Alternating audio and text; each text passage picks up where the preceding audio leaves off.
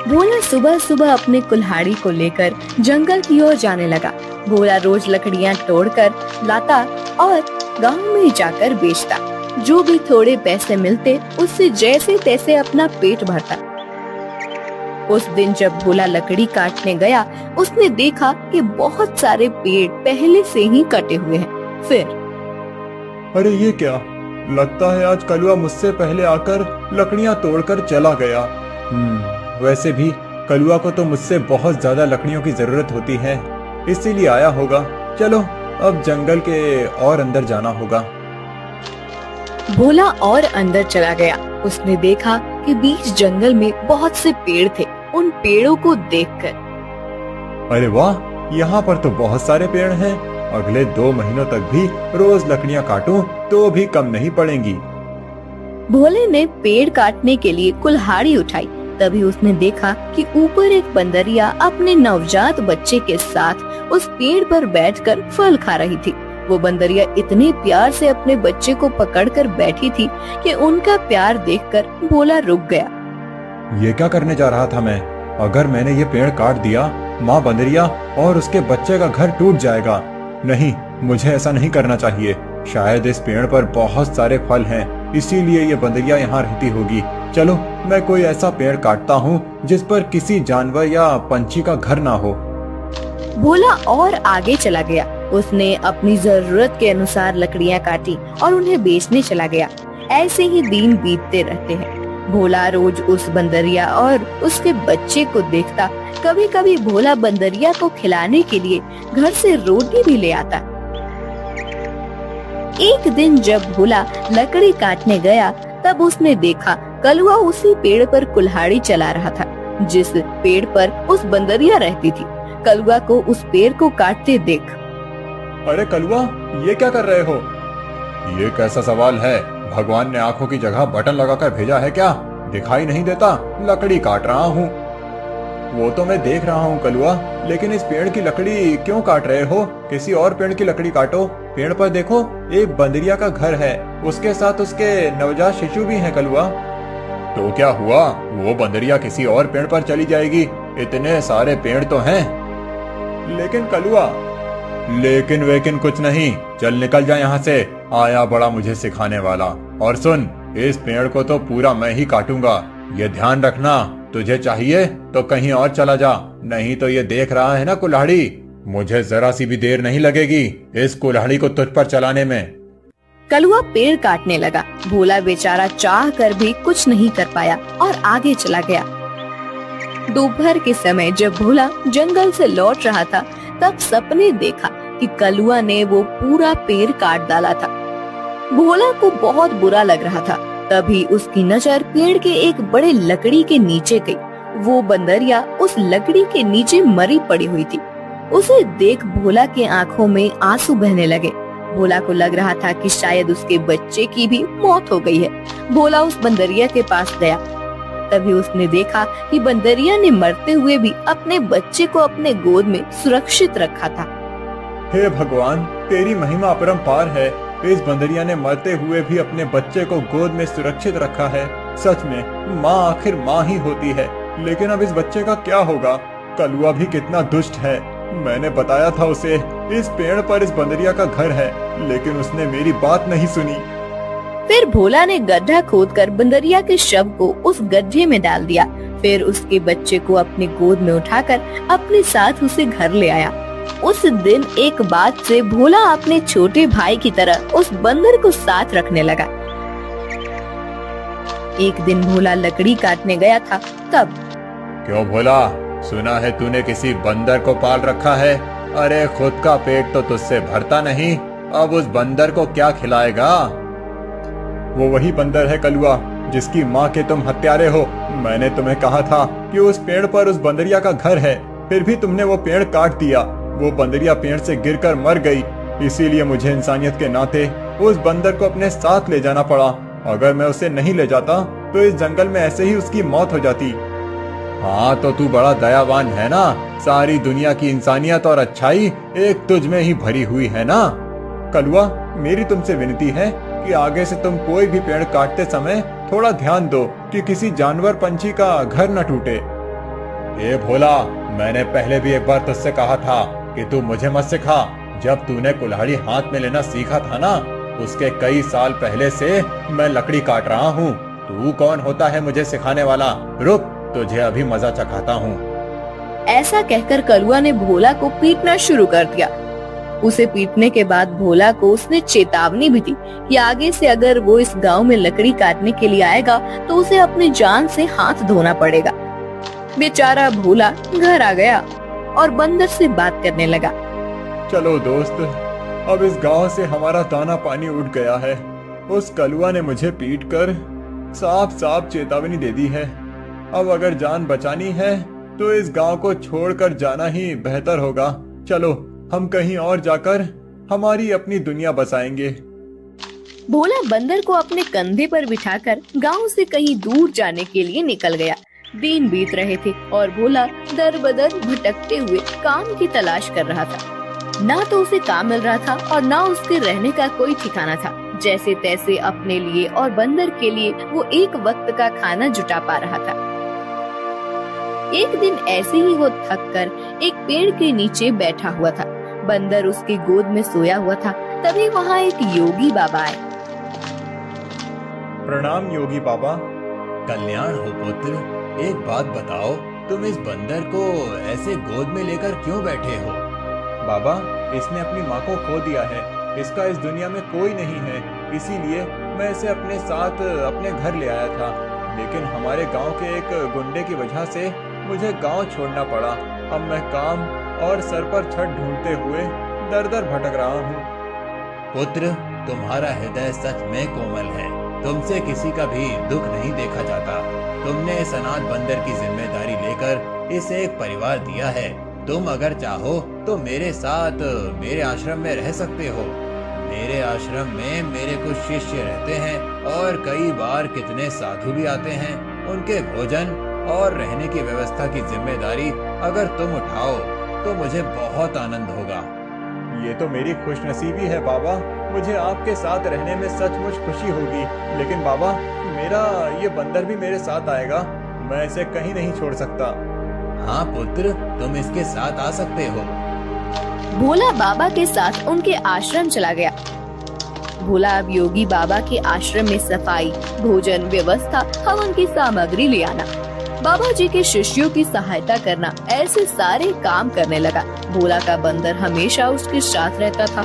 योगी बाबा भोला का काम और उसकी काम के प्रति निष्ठा देखकर खुश थे। बाबा हमेशा अपने बाकी शिष्य और साधुओं से भोला की तारीफ करते थे। बाबा जी का एक शिष्य था मानिक, जो भोला की तारीफ से बहुत जलता था। उसे लगता था कि भोला तो एक साधारण लड़का है, फिर भी बाबा जी उसकी बड़ी तारीफ करते हैं। जबकि मैं इतनी पढ़ाई करता हूँ, वेद पाठ करता हूँ, फिर भी बाबा जी को मेरी कोई अहमियत नहीं है।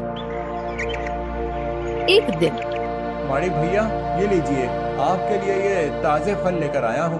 भोला, आजकल तुम ज्यादा आलसी हो चुके हो। तुम्हें ज्यादा खाना ना पकाना पड़े, इसीलिए तुम ये फल लेकर आते हो। ऐसी बात नहीं है भैया, वो बाबूजी ने आज सबको फलहार करने को कहा है, इसीलिए मैं फल लेकर आया था।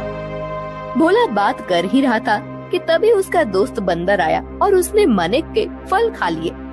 अरे अरे, ये क्या? अरे संभालो तुम्हारे इस बंदर को। पूरे आश्रम को सर पर उठाकर रखा है। ये बंदर मेरे फल खा गया। भोला, अभी के अभी इस बंदर को भगाओ इस आश्रम से, नहीं तो मैं योगी बाबा से इसकी शिकायत करूंगा। मानिक भैया, मैं आपसे माफी मांगता हूँ और आपके लिए और फल लेकर आता हूँ, लेकिन मेरे इस भाई को मैं अपने से अलग नहीं कर सकता। मानिक को भोला पर बहुत गुस्सा आया। उसने योगी बाबा से भोला की शिकायत की, लेकिन बाबा जी ने भोला का पक्ष लेकर मानिक को ही सुना दिया और ध्यान मग्न हो गए। आज तो हद हो गई। इसकी वजह से गुरुजी ने मुझे डांटा। इसका कुछ करना ही पड़ेगा, लेकिन इस तरह कि मेरा नाम कहीं न जाए और इसकी छुट्टी हो जाए। कुछ दिन के बाद योगी बाबा को उस गांव के राजा ने अपने राजमहल में आने का आमंत्रण दिया।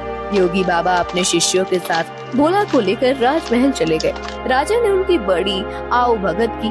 2 दिन राजमहल में रहने के बाद सब आश्रम लौट गए। फिर 2 दिन के बाद राजा अपने कुछ दास और प्रधान के साथ आश्रम आए। क्षमा करें बाबूजी, यहाँ आकर आपको कष्ट दे रहा हूँ, लेकिन बात ही ऐसी है कि मुझे स्वयं आपकी भेंट लेने आना पड़ा। कोई बात नहीं, आपके आने का कारण बताइए। समझ नहीं आ रहा कैसे कहूँ बाबूजी, 2 दिनों से हमारी महारानी का नवलखा हार कहीं गुम हो गया है। समझ नहीं आ रहा कि कहाँ गायब हो गया। साफ साफ बताइए कि आप क्या कहना चाहते हैं। क्या हमारे जाने के बाद से वो हार गुम हुआ है? सच कहूँ तो हाँ। मतलब हम में से किसी ने वो हार चुराया है, ऐसा कहना है आपका? नहीं बाबूजी, मैं आप पर शक करने का पाप नहीं कर सकता, लेकिन महारानी की वजह से मुझे यहाँ पर आना पड़ा। महाराज, आपके यहाँ आने की वजह से मुझे कोई आपत्ति नहीं हुई, लेकिन मैं अपने सारे शिष्यों को अच्छे से जानता हूँ। मेरे शिष्यों में से कोई भी चोरी जैसा पाप नहीं कर सकता। फिर भी अगर आपको तसल्ली ना हो तो आप सबकी तलाश ले सकते हैं। राजा के साथ आए हुए दासों ने सबकी तलाशी ली। तब उन्हें भोला की झोली में वो 9 लखा हार छुपाया हुआ मिला। वो भोला को पकड़कर ले गए। छोड़ो मुझे, मैंने कुछ नहीं किया है। बाबूजी, मैं सच कह रहा हूँ, मैंने चोरी नहीं की। भोला, तुमने चोरी की है? मैं सोच भी नहीं सकता था कि तुम इतनी गिरी हुई हरकत कर सकते हो। नहीं नहीं मालिक भैया, मैं सच कह रहा हूँ, मैंने कुछ नहीं किया। मैंने उस हार को देखा भी नहीं था। बाबूजी, ये लड़का रंगे हाथों पकड़ा गया है। अब मैं कुछ नहीं कर सकता। मुझे इसे सजा दिलाने के लिए महल लेकर जाना होगा। बाबूजी, मुझे बचा लीजिए, मैंने सच में कुछ नहीं किया। आप मुझे जानते हैं, मैं चोरी के बारे में सोच भी नहीं सकता। बुरे से बुरे वक्त में भी मैंने चोरी नहीं की, तो अब क्या करूँगा? मेरा विश्वास कीजिए।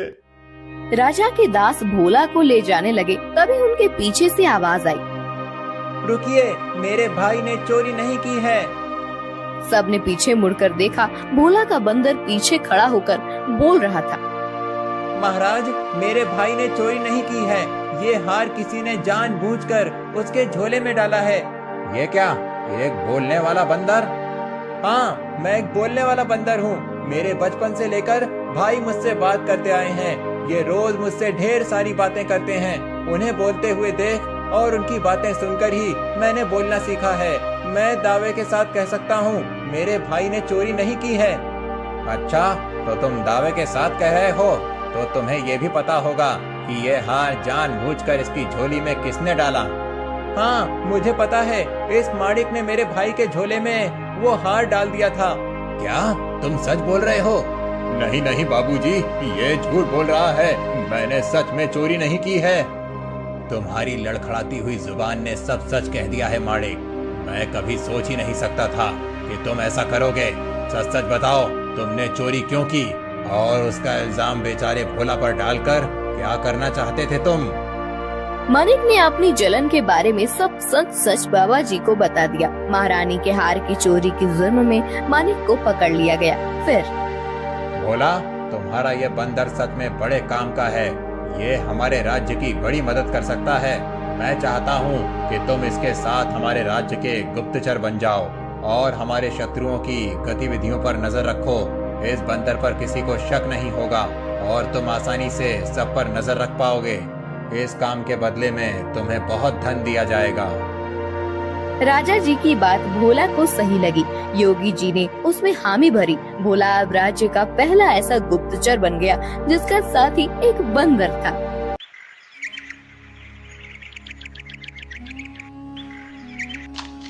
रूपा अपना पिज्जा का ठेला लेकर जा रही थी। ले लो, गरम पिज्जा ले लो, वेज पिज्जा, चीज पिज्जा ले लो। बहुत दिनों से रूपा का पिज्जा का धंधा कुछ ठीक से नहीं चल रहा था। ग्राहक उसके ठेले के पास से गुजरते थे, लेकिन पिज्जा खरीदने के लिए नहीं रुकते थे। तभी वहाँ रूपा के पिता की उम्र का किशोरी लाल आया। किशोरी लाल सीटी बजाते हुए, अरे वाह, आज तो लगता है मेरी नसीब बहुत जोरों पर है। सुबह सुबह चिकनी चमेली के दर्शन हो गए। मेरा रास्ता छोड़िए। अरे रास्ता छोड़े मेरे दुश्मन। हम दोनों के तो रास्ते जल्दी ही एक होने वाले हैं और तुम बोल रही हो कि रास्ता छोड़ दो। ये ठीक नहीं है डार्लिंग। अच्छा, तुम्हें डार्लिंग कहूंगा तो चलेगा ना? वो क्या है ना, मैंने सुना है कि आजकल की लड़कियां को डार्लिंग, जानू बच्चा, ऐसे सब सुनना अच्छा लगता है। तुम बताओ मैं तुम्हें क्या कहकर पुकारूं? कोई जरूरत नहीं है मुझे किसी भी नाम से पुकारने की, जाने दीजिए मुझे। रूपा रास्ता बदलकर जाने लगी। तभी किशोरीलाल ने रूपा का हाथ पकड़ लिया। छोड़ो मेरा हाथ, छोड़ो। अपनी बेटी की उम्र की लड़की का हाथ पकड़ने में शर्म नहीं आती तुम्हें किशोरीलाल?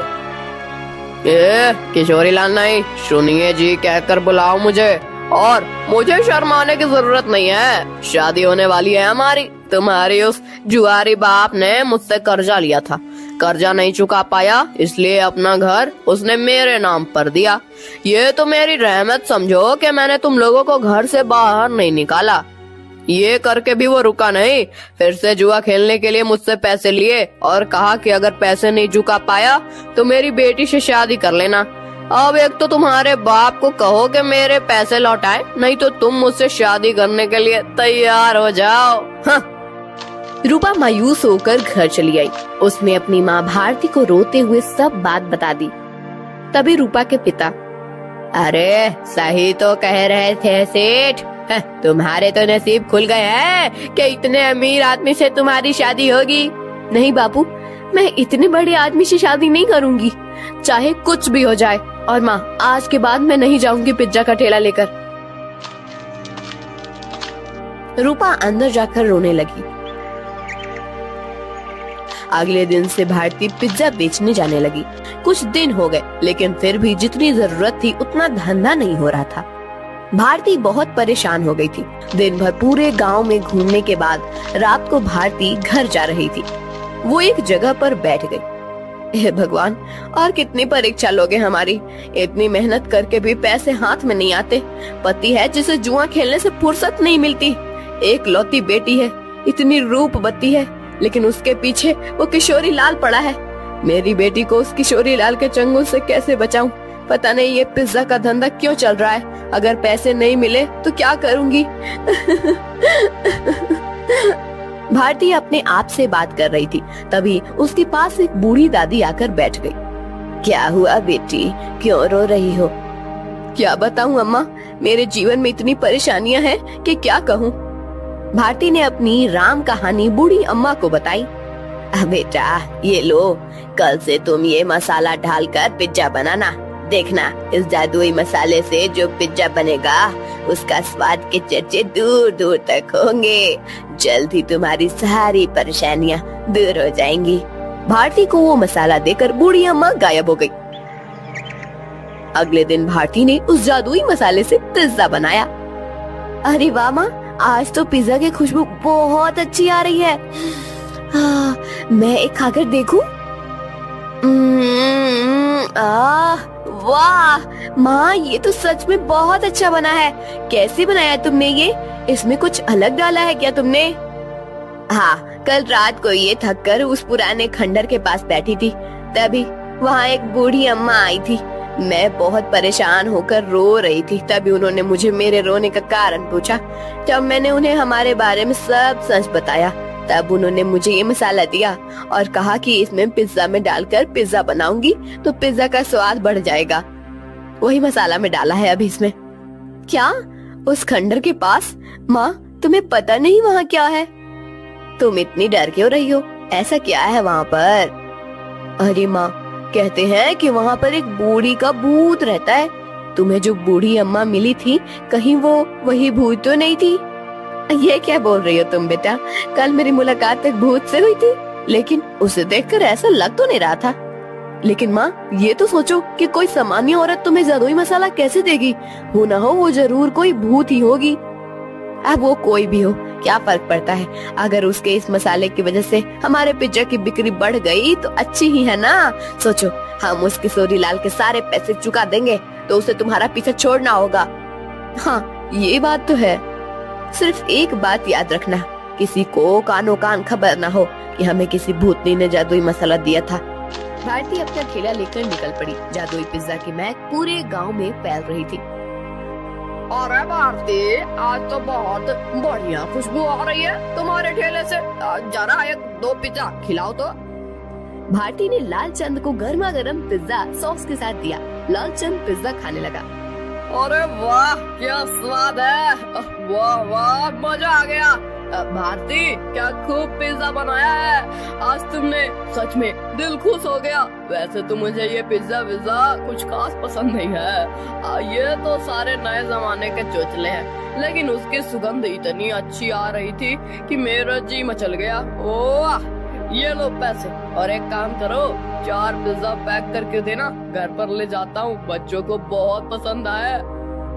लालचंद की आवाज सुनकर कुछ और लोग वहाँ आ गए और पिज्जा खरीदने लगे।